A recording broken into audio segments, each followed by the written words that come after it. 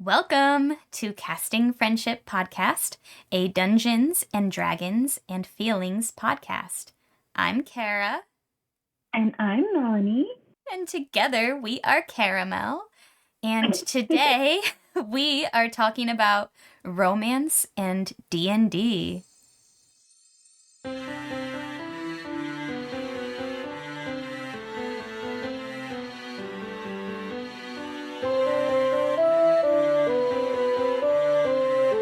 I'd like to cast Friends. Roll for charisma. So, Melanie, how are you feeling today, girl? I'm feeling pretty good. I'm like a little sleepy. I feel like I haven't been very focused.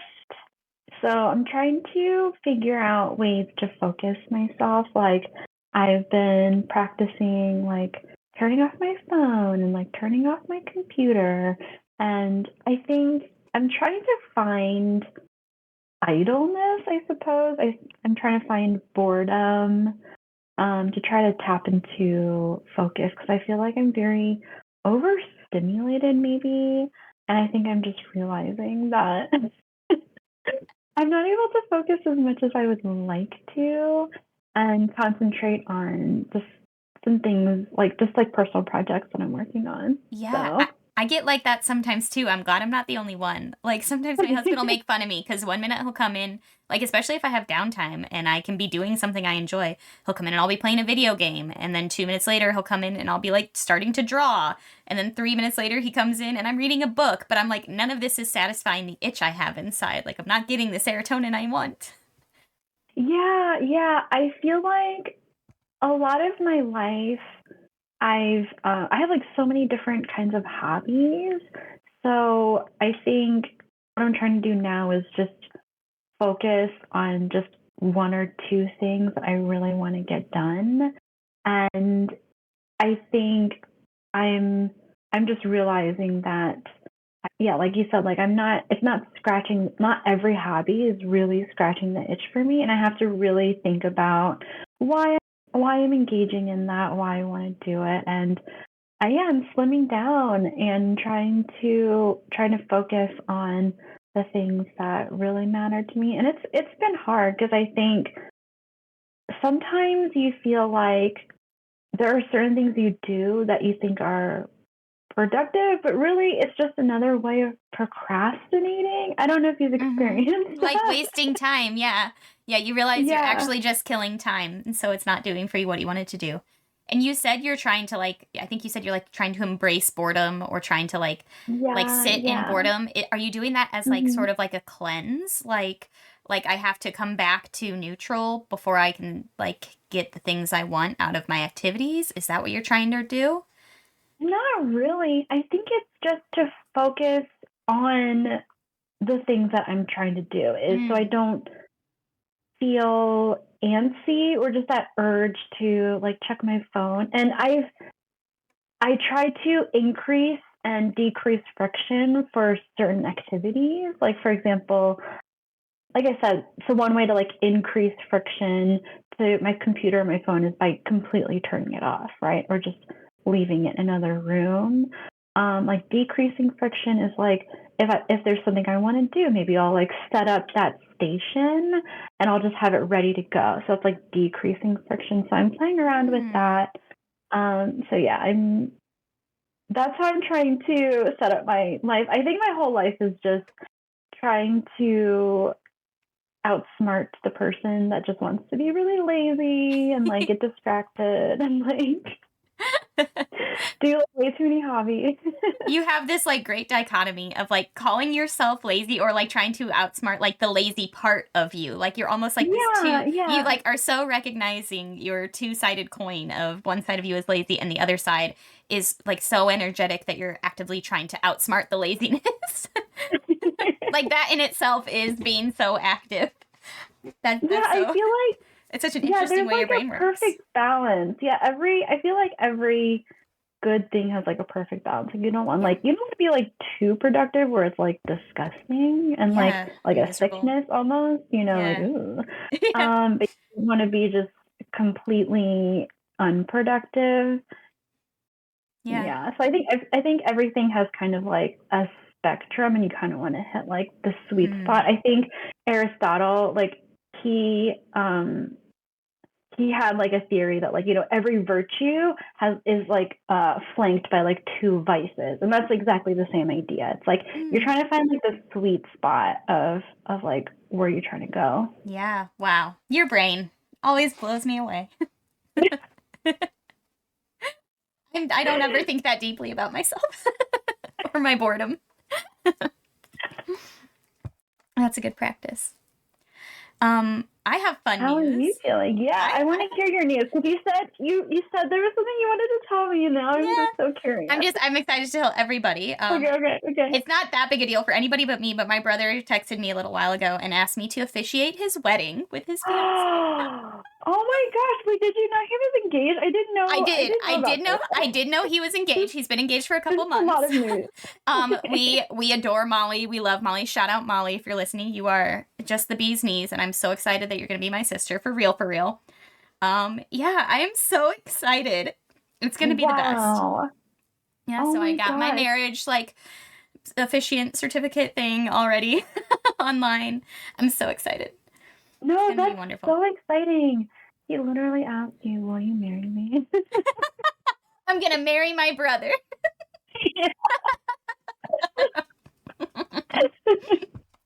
Oh God. I want to know more. Like, tell me about your brother. Tell me about Molly. Oh shoot. Okay. So my family is like disgustingly lovely and perfect. Like we're all very close, geographically and literally. We just like we like each other. Like me and all four of my siblings, we're all just like we're all very different, but my parents just raised us well. Like all my siblings are the most kind, the most clever, hardworking, and my brother especially, he was the oldest of us until we realized we have a half sister back in 2020, who is now the oldest of us and is very much a part of the family, and is a sister as much as the rest of us are. So he was the oldest and the older brother of three little girls. And he's just a ray of sunshine. Like he's the guy who like everybody knows in our hometown and around our hometown. Like I can't go anywhere without someone being like, "Oh my God, Kevin's sister." And he's just a ray of sunshine and light in people's lives. And he's always deserved everything in the world. And Molly is everything in the world. She is just as much a ray of sunshine. She feels like my kindred spirit. Like we're both, like I said, my brother is known by everybody. My little sisters are also known by everybody. I'm the one that people are like, there's a fourth child. Yes, that's me. I existed the whole time right here in the middle, classic middle child. Molly feels like my kindred spirit in that we're both a little bit more quiet, both a little bit more introverted. And I adore her to pieces. She's very smart. She's been through some tough medical stuff in the past year, that we're very glad she's made it out the other side. And now we get to like celebrate her being in our lives, bringing her into the family. We always, it's the dream. It's the bee's knees. We love all of our significant others. Like our Christmases are going on 20 people strong now, just from my immediate family and all of our significant others. And now kids from my oldest sister. It's really, I love that. Yeah. That's so, oh my gosh, that sounds so cozy and nice. It is. And we're all very, like, it's very low key. We don't like, I'm not saying we don't like have high expectations for each other, but like we don't get mad at each other. Like we're all just happy to be here all the time. It's just nice and easy and lovely. And yeah, and this wedding's going to be the most fun any of us will ever have. And I'm going to make sure because I'm the officiant, bitch. Yeah, because I'm in charge. I was immediately like, I'm just going to be dressed in a Pope's costume, sobbing uncontrollably because I am a crier at weddings. It is rough. I cannot keep it together. So they'll probably regret asking me. Oh my gosh, I'm so excited for this. Yes, do you know when too. the wedding is? Have they decided that It's gonna be early? It's gonna be in November. It's at this adorable little. It's at like a beautiful cottage. It's adorable. I'm so excited. Yes, it's gonna be very lovely. Oh my gosh, I'm gonna crash the wedding. Yeah, I'll bring all the D&D people in the reception. We'll do a D&D campaign. We would. It's the same brother who ran my very first D&D campaign. that I ever played in. Okay. Yeah, he's Yes, the one who yes. introduced me to Dungeons and Dragons. So Oh, we're kind of full circle okay, here, it's I all guess. coming together. Yeah, Mhm. it's coming together. Yeah. Oh, I love this. Yeah. Oh my goodness. And I would be texted so him. nervous. I texted him right before we got on, and I was like, "Listen, this is a very off-topic sort of question, but I'm about to record a podcast like that's Valentine's Day and romance themed. Can I just like say that you asked?" And he's like, "Please do." I was like, "It's very relevant to the topic at hand." Oh my gosh. Will we do like a recording or anything? Is there going to be a videographer? Are we going to see Good you question. I should make sure there's a recording, or I should live stream it for you guys. Oh my god. I'll ask him if he would want to do a recording or have a videographer. That's a good idea. Oh, yeah, I feel I love like weddings. that's good. So you already got your license, you said? Yep, I already got ordained through some, church. I texted, actually, one of my brother's best friends was the officiant at my wedding. Like just an old childhood friend of all of ours, really. So I texted him right away and I said, "Where did you get ordained? What did you do?" And he sent me like, a non-denominational kind of church that sets you up so that you can officiate in whatever state. So I already paid for it and got it. The license, the actual physical license and the card and such will be shipped to my house. And then I'll be good to go. Oh my gosh. Oh my gosh. You did this all today, right? Yes. Yeah. Like within the last 2 hours. Yeah. What are you gonna wear?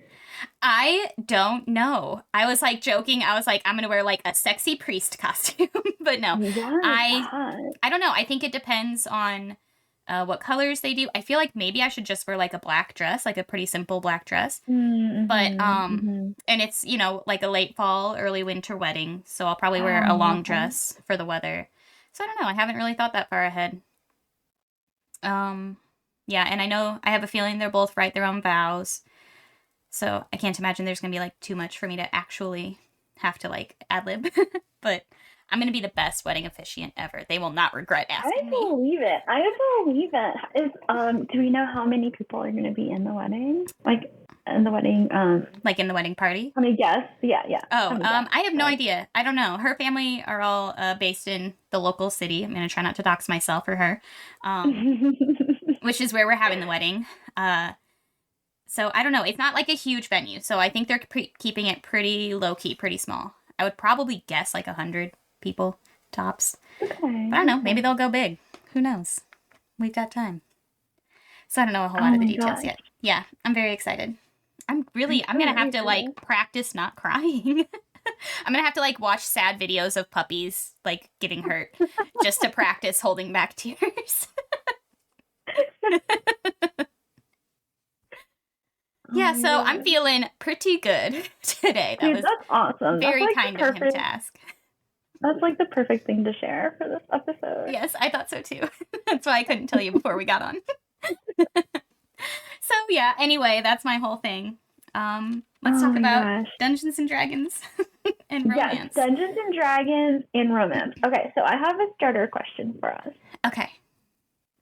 So if you had to make like an NPC that represents like your local town, like an NPC guy, like who would he be or girl?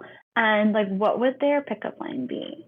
Okay, like my in real life local town. I'm making an NPC that represents them. Yeah. Okay. Yeah. Oh man, I've already made this guy. Okay, so spoilers. I don't. It is. I don't like super love the town I'm from, or especially the men in the town. But that's even better. And certainly not all men. Not all men, but I. And so, yeah, Cool Guard was heavily inspired by the boys I knew growing up. He was like an NPC that I really had to just like, I took inspiration from men I've known in the past 20 years. Oh my god, that's so funny. Okay. Hold on. No, Cool Guard. People who haven't watched the show, we need to subscribe. I think they would have to go and actually watch the Cool Guard episodes to be offended. And even then they'd be like, nah, he's cool. This is great. You know what's really interesting is that I think like when we initially saw Cool Guard, we were into him like genuinely. But then he became like a caricature of himself very quickly. Yeah. Things have turned. Poor Cool Guard. And though, I feel like that is the story arc of the men in my town. Like, maybe they start out okay, but then they're around so much toxic masculinity and homophobia and racism that they become a caricature of a real person instead of a real person. And the thing about the people in my town is they don't leave my town. Much like Cool Guard, they become police officers in my hometown. Oh gosh. So not a lot of worldly men where I'm from. And I say this all knowing that I am female Cool Guard. I still live pretty close to my hometown. So I'm not exactly the most worldly to talk, but I think, and his pickup line would definitely be like, "Hey girl, what you gonna do with those handcuffs later?"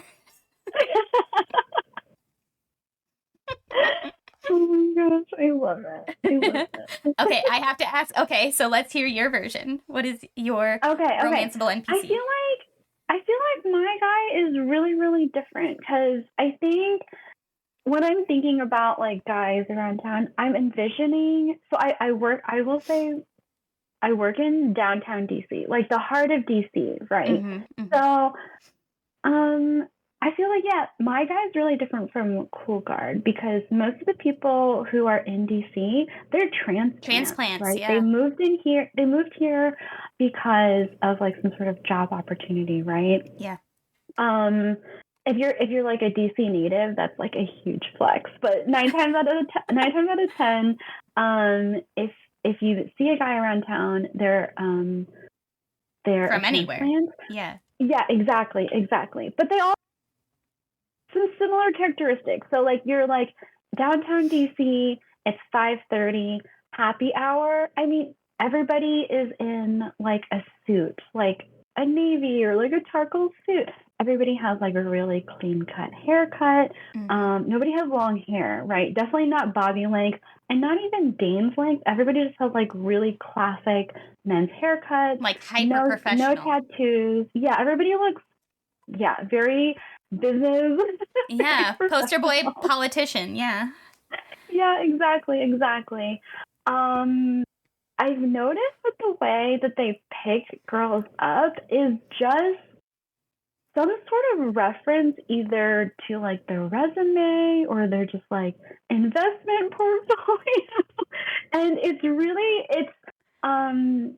it's really amazing some of the things people will say within just like 5 minutes of like meeting you.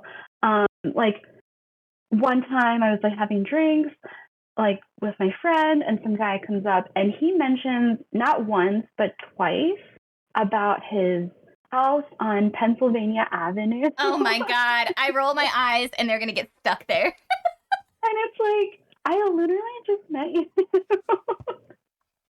That is wild. Or like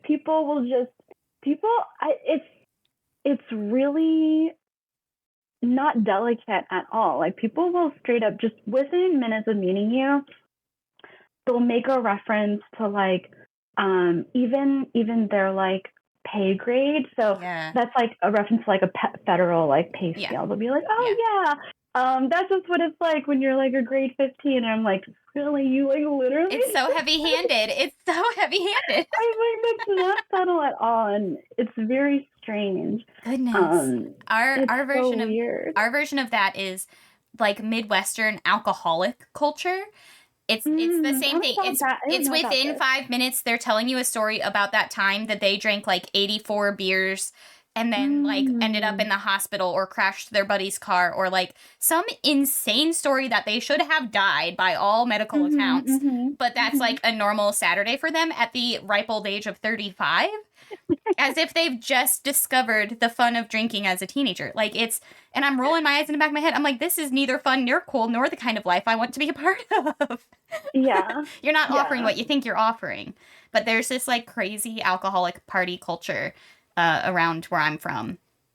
And I think that's a broad so Midwestern thing. I don't know if I've really been around that. So, like, are girls impressed by this? Is this cool?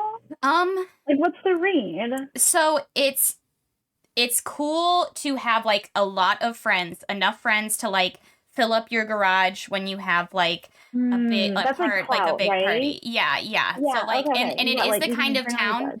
Yeah, and it's the kind of town, it's small enough, for sure small enough, where, like, everybody really does know everybody. And so if you're someone who doesn't go to those parties, or you're not part of that group of 50 people who all graduated high school together who still go to Mhm. parties at each other's houses together, or the 3 local bars every weekend, then Mm.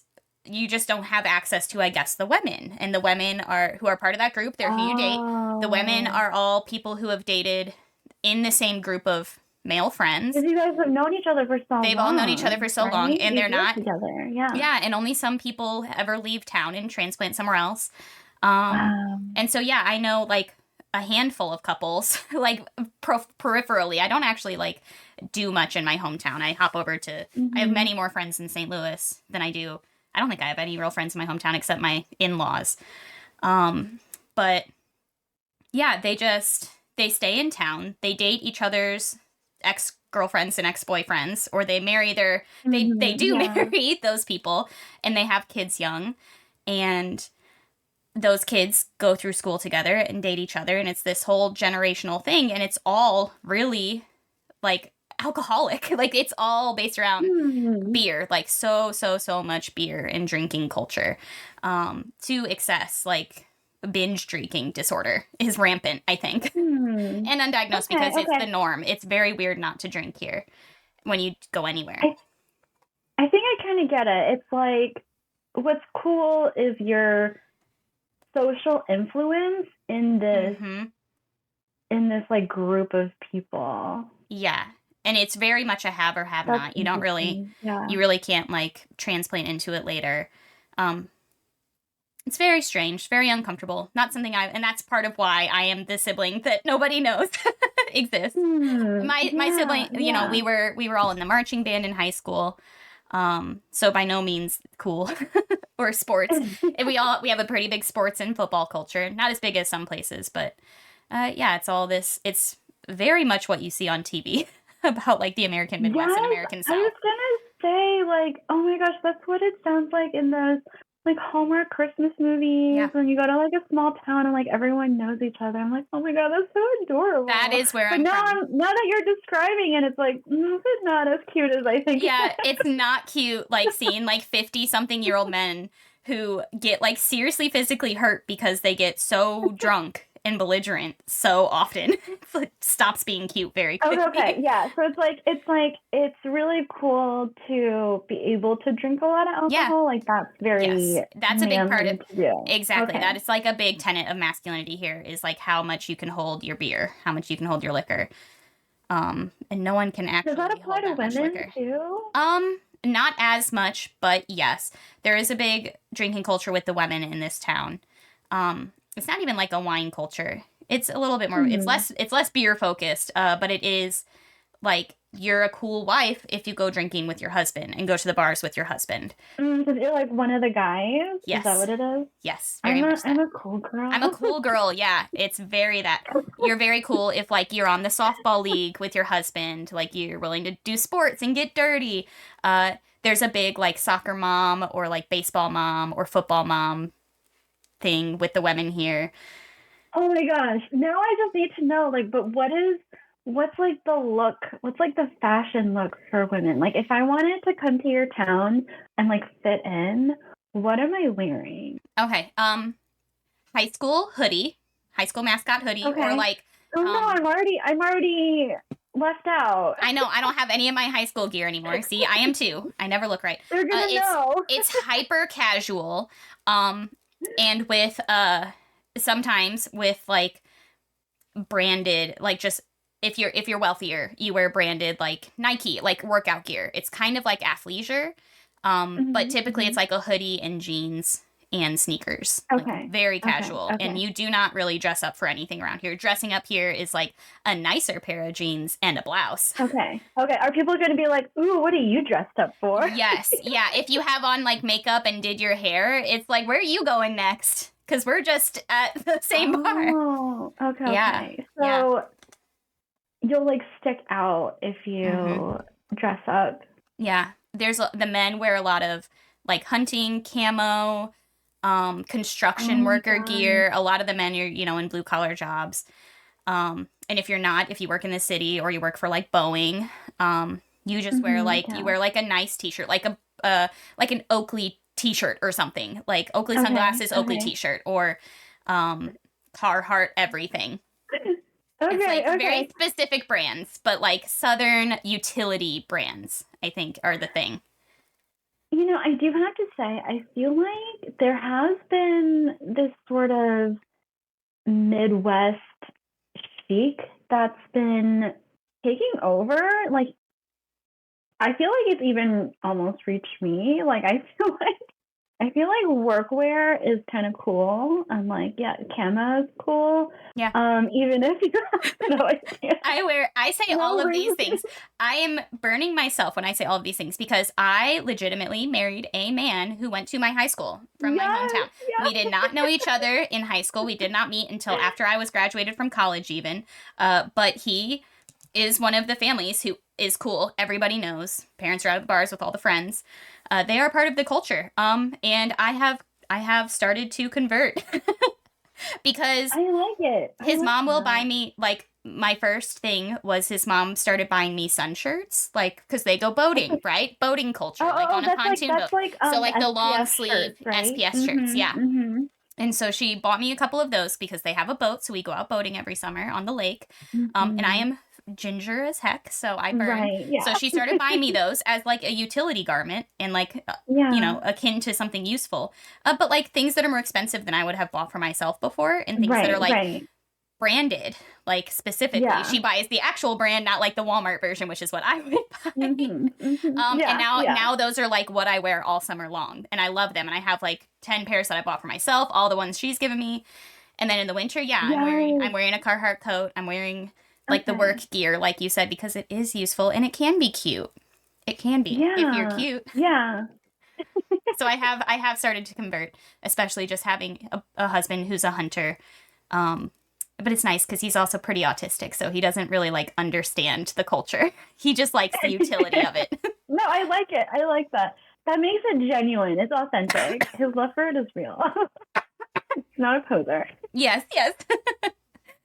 I feel like it's hard for me to I see it and I think it's cute, but I think it's hard for me to wear it without feeling like I'm wearing some sort of Oh, cosplay. like yeah. Like, I'm like, yes, I'm wearing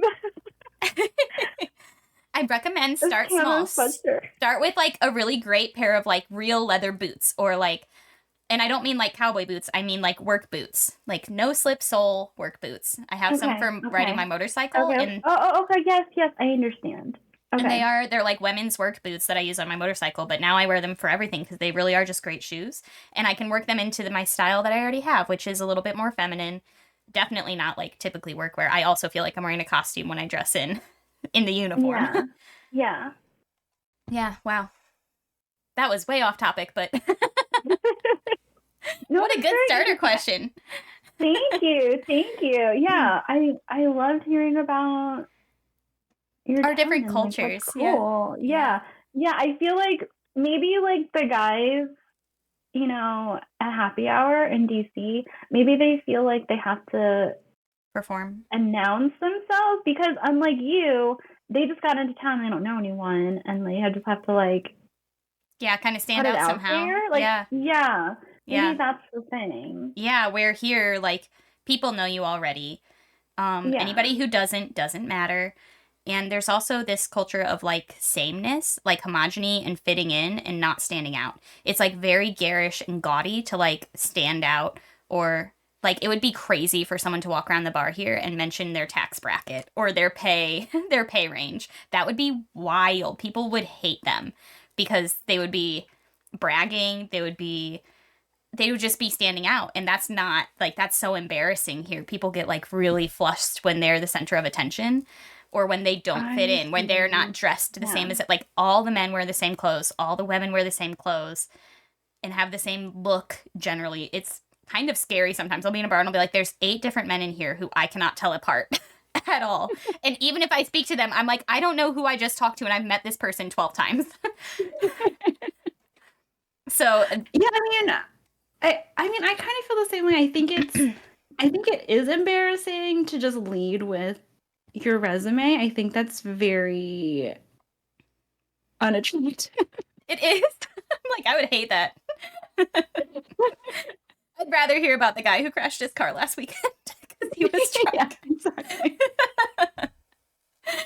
Exactly. I mean, like, sometimes people will try to be subtle about it, and like, obviously not in the ways that I just mentioned, but like sometimes like some people are slightly more subtle. Like, I don't know if you've ever heard this, but like if someone says like, oh yeah, and then when I was going to school in Boston, whatever, that kind of means like, oh, I went to Harvard. Like somebody will say stuff like that, but I don't know, it still has the same vibe. Like, you're like, oh yeah, you should be really impressed with me because I have a lot of money and like I have a job or whatever. Yeah. Okay, so follow-up question to all of this. Yeah. What would be like the right way for a guy in DC to pursue, to woo a woman at a bar that he just met? What should he, instead of leading with his resume, what's the correct answer? Let's help the men out. Yeah, I feel like when you're leading with your resume, it makes you seem desperate, right? It makes you seem like you don't have anything cool about you and you really want a gold digger, because why else are you starting off a conversation? Why does that matter? And there's nothing good about you except for what you do for a living. Like what you have. Yeah, exactly. Yeah, you're making it very clear that there's nothing interesting about you. It feels very shallow. Yeah. Yeah, exactly. It's not cute. It's not a cute look at all. I think if you're trying to approach a girl, this is so hard. It's so hard. Now there's so much pressure on me because I've never tried to pick someone. Yeah, I know. I've never hit on a guy at a bar, so I really do feel bad for men because I'm like, I don't know the right way to hit on a woman. Be charming. What that means, I don't know. Because I feel like for a while, like 10 years ago, there was a lot of like negging. I don't think that's gonna work. That's not it anymore. No. Although I think there are still women that could work on. So I could see there being. Yeah. If you're like insecure. Yeah. Or if that's what men have done to you forever and you know no different, and that's what you think flirting is. I know people like that, I guess. Okay. Like, if I think I'm at a bar, I mean, I would just start off with a compliment. Yeah, okay, yeah. What's your thing? So, yeah, I was going to go where you're going with the compliment. But if you have, like, don't be nothing. What we're complaining about with leading with your resume is that it feels like you're nothing. Like you're a job or you're like a suit in an office and that's the same as everybody else. Yeah, this is what you have to offer, and it's money. Yeah. And it's like, okay. Yeah, if your job is really what you spend your most time and energy on, which is not necessarily a bad thing, if you're actually passionate about your job, or could tell me about it, or could take the time to maybe teach me about why you love it, besides what income it gets you. That could be, if you're someone who likes your job, that would be a great way to get my attention, to be someone who's passionate about your work or have an actual interest in it. Yeah. I mean, like, my husband's an electrical engineer. Do you think I understand a word of what he says? No. But I love, it is romantic to me when he tells me about his day, because he doesn't talk to me about it like I'm an idiot or like I don't understand. He just tells it to me. And it's adorable. And I can pull out the like social stuff that I do understand, the coworker relationships, and like have that. Yeah. I can connect with him that way. And and I understand that while it is what makes him money, he loves electricity. He just loves it. It's passionate. So cute. And it's so cute? I know. He was just telling me last night. He said, we were talking about how I became a teacher initially, and it's a sad story. It's not a good story. But he was like, yeah, I became an electric engineer because he said his best friend's dad, who is a very close friend of ours still, was an electrical engineer. And he was talking to William about it one day. And William just realized that he doesn't know how electricity works, and he wanted to know, so he made it his career path so that he could learn about it because he thought it was fascinating and he didn't know how it worked. It was so cute. Electricity, right? Because it's like, do we understand it, or do we just know? I think we know how to control it. I'll bring him on the podcast one day. Right? We don't actually understand it. I think that's correct. I'm sure William would have a much more a much better answer. Either. I've been married to this man for way too long and to not know. But I don't understand how it works or where it comes from. I don't get it. But he works specifically on the massive generators, so it's even more complicated. He's working with these massive old machines that generate electricity. That's what he does, and it all goes right over my head. But what works is that he's passionate about it, and that's so cute. That is what you guys have to do. If you're someone who's going to lead with your resume, don't lead with the money. Lead with what you do. We'll find your interest. Oh my gosh, Kara, that's very generous because I feel like most of the jobs in DC are like god awful boring. Pretty shitty. Yeah. Lots of just bullshit paperwork and legalese. Yeah. You're probably right. You're probably very right. Not everybody is an autistic man who just loves electricity. They're like, I want money and power. True. And this is the one way to do it. Oh, you're so right. Yeah, I'm a lobbyist. I'm not passionate about it. Woof. Everyone's here at like Planned Parenthood. You're right. I was giving that advice through the lens of a man who actually likes his job, but I don't think a lot of people like their jobs. Like, you can't afford the drinks. Yeah. Okay, so maybe I don't have any good advice for you if you don't have anything going for you besides money. I don't know. You'll find a nice young girl who also doesn't like her job. Yeah. You'll find a sweet little girl who needs money to pay rent. Cheers. Or a nice little boy. Oh my goodness. Yeah. Maybe you're not curious. Like, what do you think? Okay. So do you have like a type? No, I have found, my husband is very much not my type, and yet he is the one man I ever considered marrying. Ever. And we were pretty much... like, what do you want and, like, what you need? And I feel like what you need is more sustainable, right? Yeah, and he was exactly what I needed when I needed it. We were, the closest thing to, like, love at first sight that you can be. We met and were together within, like, a week. Literally. And I've never been that way. I've never been someone who thought I was going to be married. Really? But my type in general, and I am bisexual or pansexual. It's not about the body, it's about the brain for me. About who you are. But my type in people in general, I am like a deeply empathetic person, and I'm someone who I'm a teacher at heart, so I like someone who is willing and able to learn. I get very turned off if someone is too stubborn or set in their ways. And misogyny plays into it. If someone doesn't think they can learn from me or that I can teach them new things, that says to me that you don't think I'm as intelligent as you, and that's a turn off for me. I need someone who respects. That's just very arrogant and attractive. Yeah, I need someone who, when I make a good point, takes it in and listens and and maintains it. And I need them to do that for me too. So I like someone who's always learning and kind of debating me in a healthy way that like we can both be wrong or we can both be right, or so that's like always been number one, I guess, when it comes to emotions. Now physically, I like dark eyes, I like nice soft hair, and I like forearms. Forearms. Ooh, okay, yeah. I know. I understand a good forearm. Yeah, but it's all about the eyes when it comes to physical. I love pretty eyes. Really? So you like dark eyes? I like dark eyes, yeah. The color of the eyes isn't as important. I like the shape of the eyes. Like, my husband has really interesting, like, heavily lidded eyes, and they're brown and beautiful. Like a and big. eye? Yeah, and they're big and expressive. And I found I've dated a lot of people with similar eyes. So it's usually the first thing that catches me. Yeah, I didn't like plan on that, but I've realized that all of my dating history, they all have very similar eyes.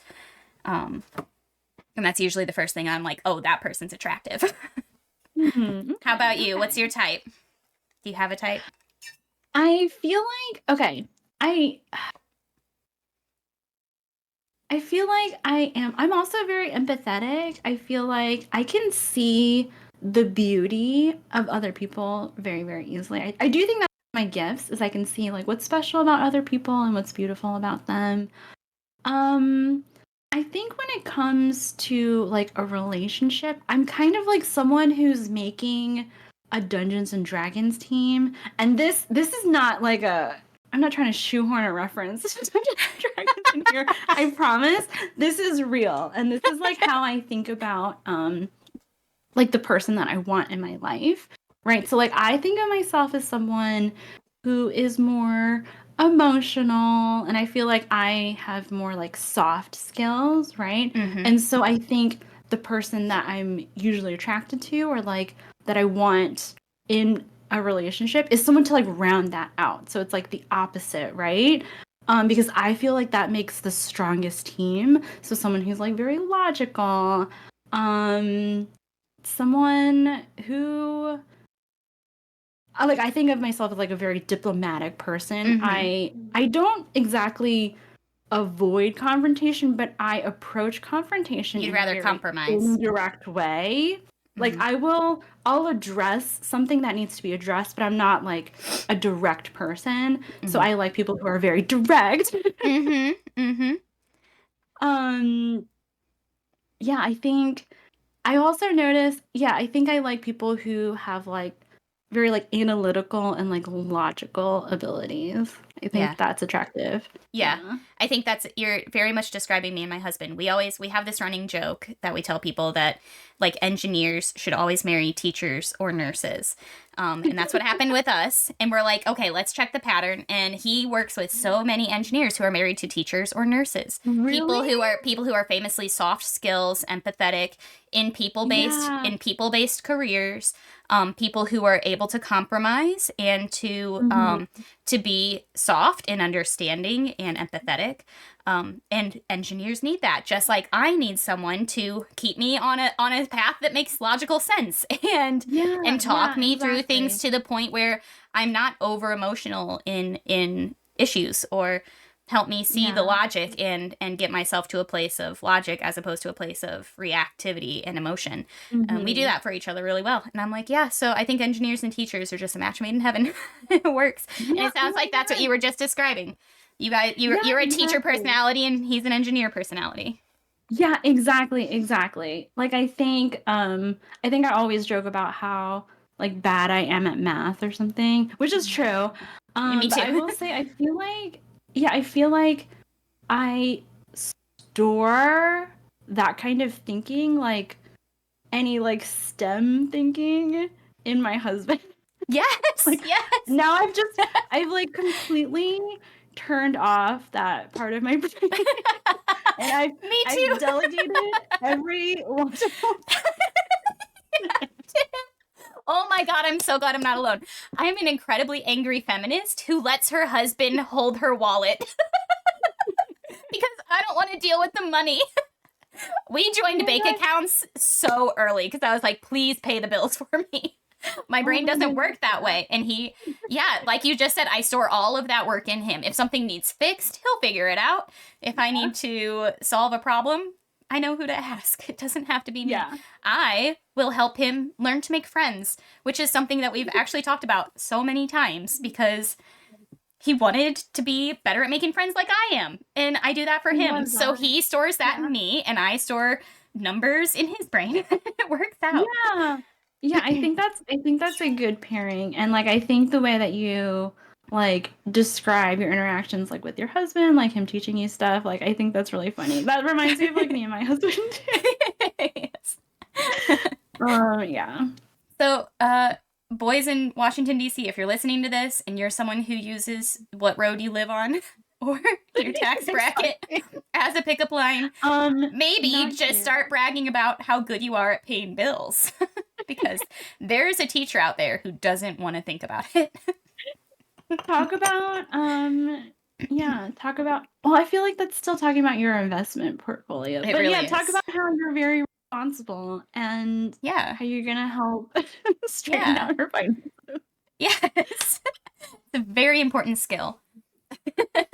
We don't even need to talk about Dungeons and Dragons. We're talking so much about just romance. We're giving advice. This is now a dating podcast. This is just an advice podcast. From two happily married women. You're welcome. As someone who's been through it, man. Have you ever been in a Dungeons and Dragons campaign that had romance? I haven't. Me either. I keep trying I've to get never my had husband. romance. I keep trying to get Yeah. my husband to romance me in a campaign. That would be so adorable. It would, but he won't do it because he's too awkward. I had to put in the work. Even in real life, I had to put in the work to get us together. It wasn't much work, but it was all on me. I proposed. Oh, So, that's so cute. I can't expect him to role play it.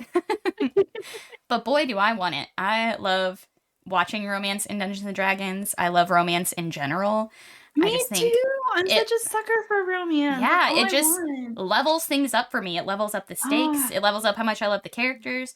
I'm too empathetic, so I really, really fall in love when the characters fall in love in anything. Oh my gosh. I love romance stories. Yeah, there's a reason why I'm way too invested in Zada. In his lie in love. Well, oh, that's so beautiful.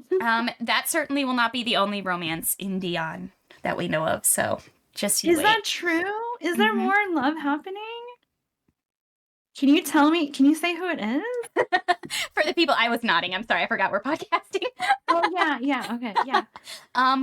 No, I can't tell you who it is. It's gonna be a surprise. So sorry. Oh no. Shoot, yeah. I'm interested in playing D&D with romance because I love romance so much, but I'm like nervous about it because these are my friends and I am a notorious flirt. And like I said, I fall in love with every fictional character and real character and person. I fall in love easily. I'm like you, like I see the beauty in people. I think people are the cutest all the time. We collect little trinkets and we give them to someone we like. Because we want to, like, put our lips on their lips. That's so cute. How am I not supposed to fall in love? So I'm nervous. And It's literally what I did to every one of you. I, like, sent you a box. We are all Valentines for each other. We're all in a big old... What is it called when it's a throuple when it's 7 people? Just septuple. Septuple. Wait, there's only 6 of us. Wait, are there 7? No, there's 7 of us. Okay. See? That's because I can't count, man. Our husbands have the numbers, and they're in the other room.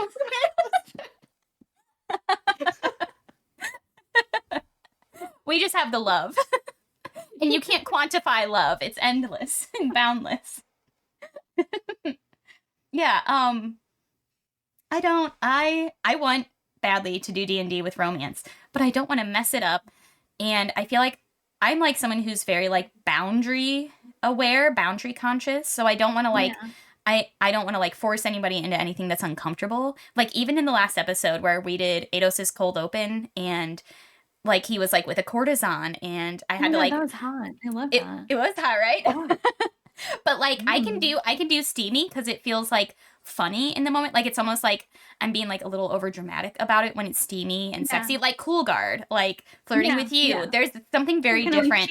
Like there's something very different about it being kind of cheeky and kind of, like... I don't know, just a little over-the-top sultry. But it's kind of funny. Yeah, it's going to be very different, I think, for me to be able to, like, play it straight when it's, like, a touching moment, like a touching romantic moment or anything like that. Like, I feel like I'm going to accidentally ruin it by laughing or getting nervous. I know. I'm kind of nervous, too, because I do want a romance for Serafina. I just don't know how that can play out. And I feel like... the way that I've been feeling has been manifesting in the way that she's been having her romances, which is very, like you said, very funny and, like, silly. Like, blasé. And like a fling. Yeah. Nothing matters. Yeah. Like, it's being done for comedy, but how do we then transition into something serious? Can we do it? I don't know. I do feel like, she's been having a lot of flings, and it'd be really nice if she could have some sort of actual emotional connection, but then I'm also nervous because I don't know. Yeah. How to be so emotionally vulnerable. and then, like, thinking in that, like, we're role playing, that's hard enough. Yeah. Like, just, it's, like, kind of like acting skills at that point, being able to, like, take it somewhere serious. And there's some vulnerability to it, but also, it will be you and I trying to do that. It'll be you and me. It'll be, yeah. And I'm like, I think about doing that with anybody in the group, and I'm like, okay, I have to leave my body in order to accomplish this. I have to astral project myself into space in order to appropriately flirt with and romance my friends because I don't know how else I'm going to do it. I'm going to have to go third person. I don't know. I guess we'll see. I don't know. Yeah. Yeah. So I've gotten pretty comfortable doing like the cheeky stuff and the sexy stuff. Yeah. I don't know how to take it somewhere deeper because also I'm not like a very serious, like while I love romance and I am romantic and empathetic, like I'm not like I don't know how to say it. I don't need like big grand gestures. They like embarrass me a little in real life. Mm-hmm. Like I'm not very, I'm not very actually romantic. I'm not like the picture of romance the way that we're told it is, right? Like my romance is very different than what like you would see in movies or what is like, you know, what is shown as romantic. My romance No, I agree. I feel like romantic gestures, maybe this is just something the way that like I've seen romance and like love. I mean, I think it started with just like my family because my parents. We're in a podcast. My parents are Asian. I'm an Asian person. If you can't see me, I'm Asian. You've never seen Melanie. My parents are Asian, and like they're very. I think Asian people as a culture are very extremely emotionally reserved, right? Mm-hmm. And so the way that my parents show love to me, especially the way that my dad shows love to me, it's very in just these very like small and like steady ways, right? So for example, like every once in a while when I was like much younger, every once in a while he would just call me and he would be like, "Hey, it's time for you to get your like oil changed. I'm going to come over. I'm going to pick up your car and like take it." Practical, very practical. Yeah, exactly. He like takes it and he gets the oil change and he like fills up the tank with gas and he brings it back.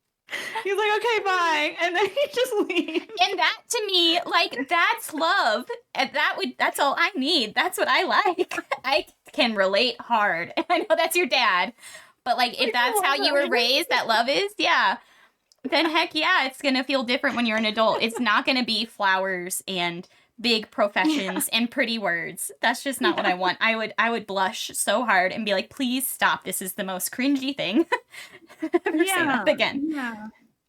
And I'm trying to figure out like, and I'm sure, I bet that I could just, that can just be how I play romance in D&D, right? If that's where I'm comfortable. And that's probably realistic too. Like you always hear that like, you know, the best marriages are friendships first. And, you know, I think there's a fine line between platonic and romantic love.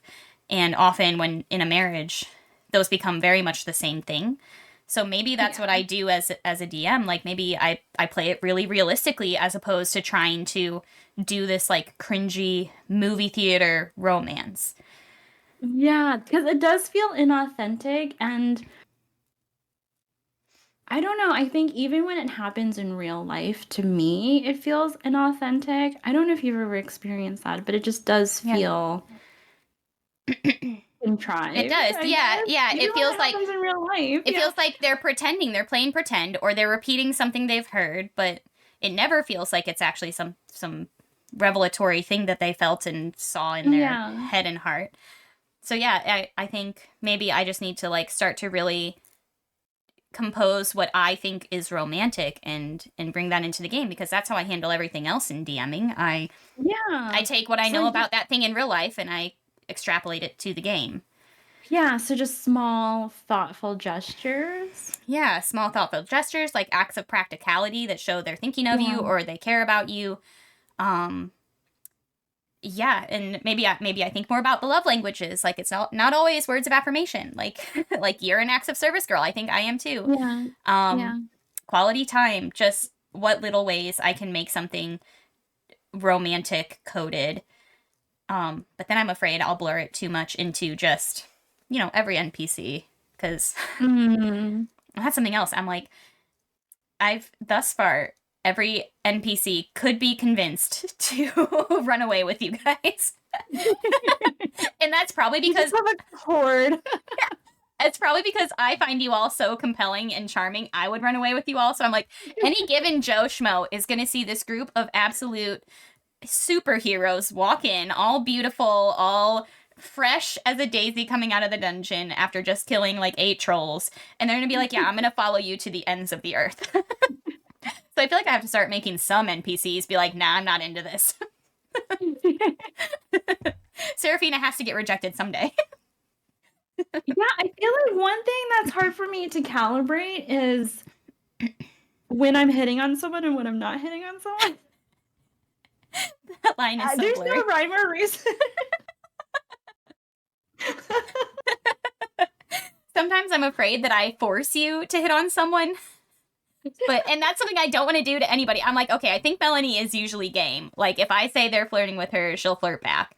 But I'm afraid if I do that. Yeah. But, like, when I did that to Zada, he lost it. He was like, no. I do not like that they're flirting, and I hate them forever.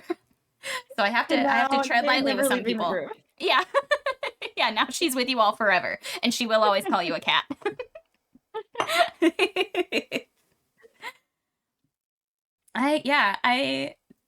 I love romance. I don't think I'm very good at it. I convinced my husband to marry me for tax benefits. And it worked. It's working. It's working. I did it. I caught one. You just have to talk to them about the governmental reasons to be in a holy union. That should be your when you're officiating. Yes, I should just list all the practical reasons and tally up all the money that they'll save.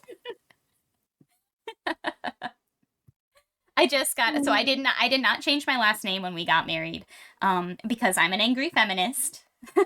I know it's my father's name. Let's not talk about it. It's my name. But just today I got an invitation to a baby shower that was addressed Mrs. Kara, husband's last name. Mm-hmm. And my husband, who gets the mail because I don't do clerical things, he does. I delegated the staff. Yes. Yeah. So he handed me my mail. Okay, and he laughed out loud. He said, "Here you go, Mrs. Kara, my last name." And I rolled my eyes so hard. I was very excited. So that's the usual. People always think I took his last name because that's just the norm. But very shortly after we got married, one of my best friends sent us a Christmas card. And she sent it to him, and it said, Mr. William Kara's last name. I was like, yes!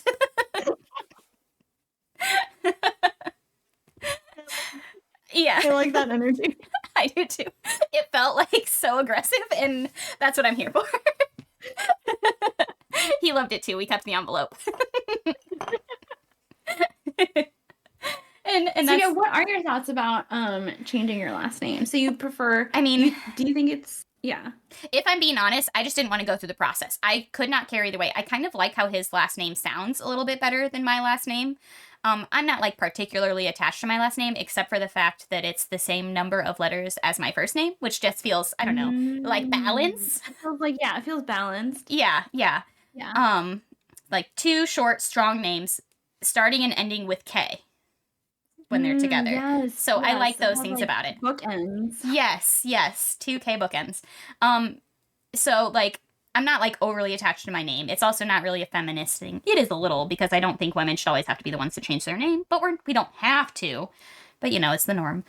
I just didn't want to go through the process of changing all my like ID and my passport and all that good stuff. So I honestly don't have an opinion either way. I think love and marriage is really beautiful. I think like, not that I'm saying that monogamy is the way, but I think it's really beautiful that like we push ourselves to be with one person forever, romantically or sexually or whatever you decide. I think that's like a challenge. Like, I don't think it's exactly a natural state to just, because people change so much. Yeah. We never really stop growing and changing. So I think if you can make marriage work through all the different versions of yourself, there's something really, really powerful about that, as long as it's, you know, a healthy marriage where you actually still like each other at the end. Yeah, of course. Yeah. And so like taking your partner's last name, whether it be the woman taking the man's or the man's taking, or whichever partner, like I'm also including queer marriages here. The sharing of names, I think in and of itself isn't a bad thing. I think when it got tied to patriarchy and to ownership of women, that I don't like that. But that's not what it has to be, and it's not what it always was. For instance, my sister got married to her now wife, and they hyphenated names. It's a queer marriage, so they had lots of options, and they decided to just hyphenate both names. So yeah, I don't really have a judgment per se on someone taking someone else's name. And I think it can be really beautiful to take your partner's name as an act of devotion. I just don't like it to imply ownership or the loss of the woman's personhood. I don't like that bit, but I don't know a lot of people who do it for that reason either. How about you? What do you think?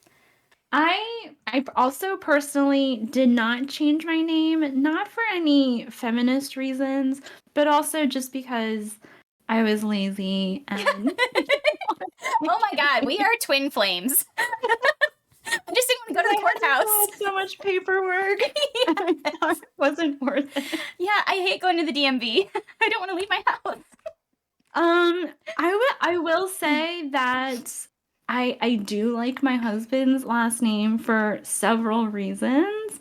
Okay, so I feel like if I describe it, it's going to give out so much information, but I will anyway. So I'll cut what I have to if you feel the need afterwards. Okay, I'll just describe to you. I'll describe to you the situation. You can cut out what we need to.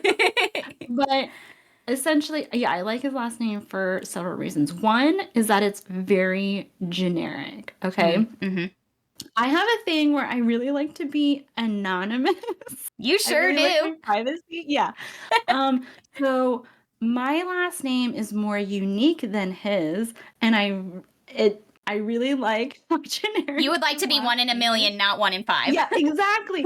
That makes me very excited. That's so cute and weird. Like thousands. So quirky. I want to blend in.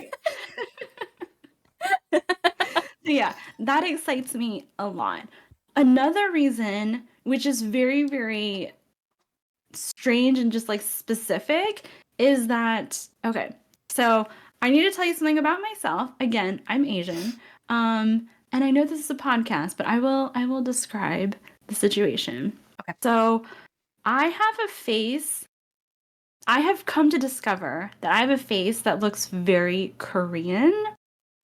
Okay, so for example, my parents are from Taiwan.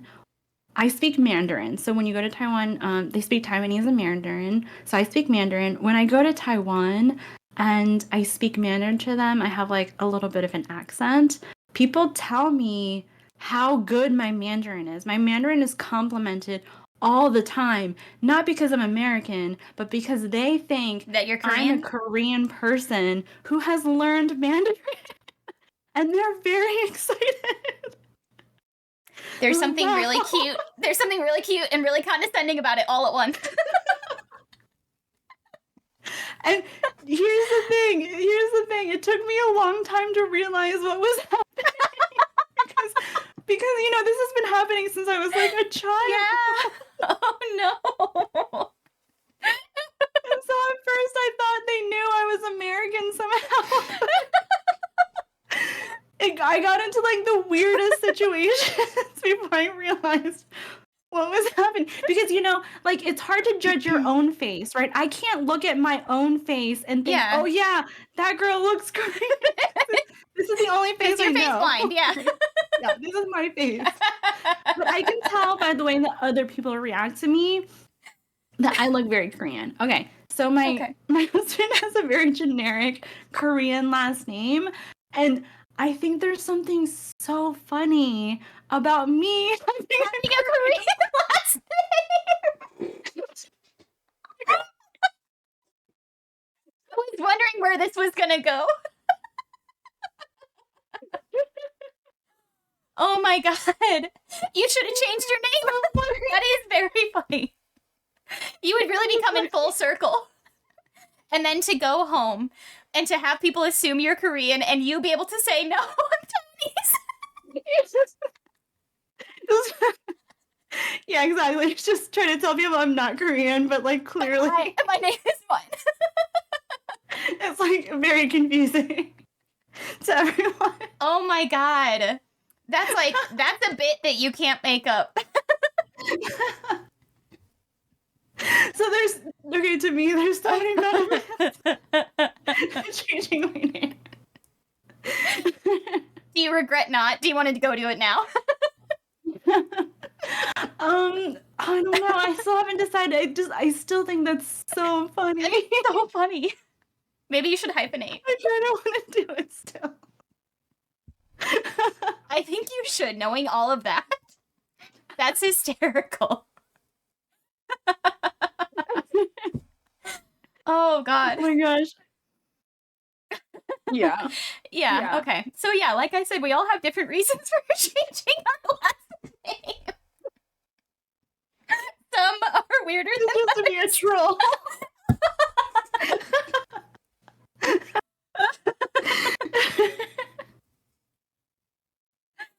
Oh, I love it so much. That's incredible. I think you should change your... I've never said this to a woman before, but I think you should change your last name.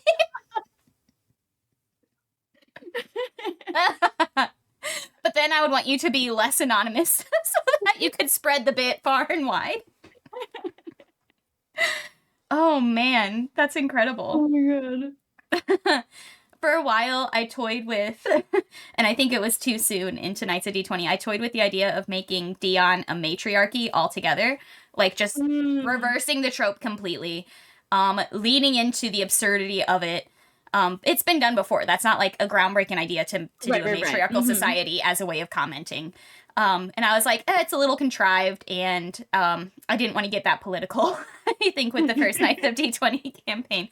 But that was going to be a big thing, is, like, the matriarchal lineage and the names and the naming of people. And then I realized I was too lazy to, like, think that hard about last names and lineages enough for me to, like, make it a real, like, tangible thing within the world. I was like, no, I don't want to write that much. Names are hard. Yeah, laziness gets all of us. We're like, what a great idea. Yeah. I hope someone else does it. Oh my god. Yeah. Yeah, the only thing we haven't really touched on, which we've been recording for a minute, but I have a feeling we're going to cut some things. Yeah. We haven't talked about, like, queer romance, especially. First of all, I am lucky enough to be a queer woman. Yes. So I don't have the, like, challenge of feeling like I'm appropriating a culture necessarily if I do queer romances. We have queer players in the group. So that's something that I like to be able to offer to the group, that, you know, queer romance is not only on the table, it's, like, on the fucking table, baby. Yeah. But at the same time, you know, it's kind of the fear you always have when you're creating, frankly, just creating content at all, or media. I don't want to, like, lampoon or make light of it, or, you know, fuck up the queer romance in any way. I'm not a gay man, for instance. So just because I'm a queer woman doesn't mean I really understand the nuances of a gay relationship. So it feels like something that Dungeons and Dragons does really well is queerness and, like, playing with gender and gender roles generally. And I love that about it. But, like, if I'm uncomfortable with romance in the first place, like the heteronormative, the stuff we see and that I was raised, like, studying. I fear I'm going to be even less comfortable when I have less reference material, frankly. Because I'm a studier. So I take what I know from other forms of media and I apply it, or what I know from life and I apply it. And so I worry that it's the same worry that I have with romance in general, that I'm not going to take it seriously enough, or I'm not going to be able to, like, play it straight, which is a weird turn of phrase. But I myself, as a D&D player, like, as a player, not as a DM, I want to romance everybody, and it, like, the DM couldn't possibly do it wrong in my case. Like, I'm like, I'm not going to be judgmental about it, and I should give my players, I should put myself in their shoes, kind of, and say, they're not going to, I don't think I'm going to piss anybody off, I hope. But you never know. It feels like I have to have an extra layer of care. when it comes to queerness, especially with the current times we're living in.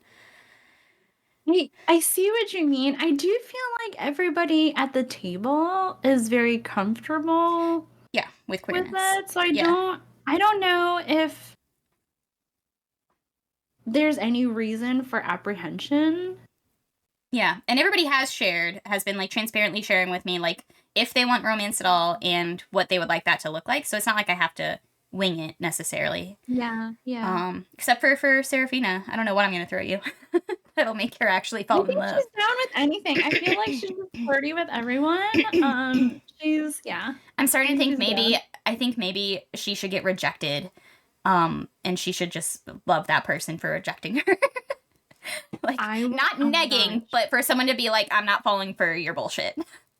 And for her to be like... I will have to tell you, my 100% favorite type of romance... Enemies to lovers? No, it's unrequited love. Oh my god, I love unrequited love. Okay, there it is. Found it. Oh my god. Yeah, that could be fun. I feel like unrequited love is the most romantic kind of love because it always... It stays pure. It stays a crush because a crush is the best. A crush is the best. A crush. Yeah. So romantic because it's not real, right? Yep. It's always a fantasy in your head. Yeah, it never gets ruined. It never gets tainted or sullied. Yeah. Exactly. Ooh, okay. And just like the longing and the rejection. Oh, it's beautiful. Yeah. I think it's about damn time Serafina gets rejected one of these days. Not to show my cards too early, but it was bound to happen sometime. You can't be everyone's cup of tea. Yeah, it has to. Oh, sad face. It's going to be weird when the ropes don't get to come out. So are we going to do anything special for Valentine's Day for our campaign? I feel as though we should. I feel like I should throw some romance in the beginning of February. So, yeah, I have a couple ideas. I can't have it take away from the story too much, but we're going to be in a good place for it to happen, I think. So, yeah, there's going to be some romantic entanglements are going to happen, I'm sure. Yeah? Is it going to be... I kind of want like a chaotic Cupid situation. Oh my goodness. That'd be pretty funny. I was thinking like I should like put them in like an evil the dating game or something. What is the date? I feel like I've heard of this, but I don't know what it is. It's that old game show from the 70s where like the woman sits on one side of a wall and there's like 3 bachelors on the other, and she like asks them questions and they answer, and so it's like a blind. I love that. Yes. But like, how do I make that an evil combat encounter? Yes, let's get Bullet in there. Let's do it. That's a great idea. She'd be so uncomfortable. Oh my gosh. Yeah, that's a great idea. I'll have to start thinking of how to implement it. All right. Well, if there's nothing else, thank you guys for listening. Leave us a review on whatever podcast platform you're listening on. Check us out at Knights of D20 on our link tree in the description, including Dion Rising, which airs live every Monday night at 8 p.m. EST, 7 p.m. Central on Twitch. Bye, guys. Bye. Happy Valentine's Day.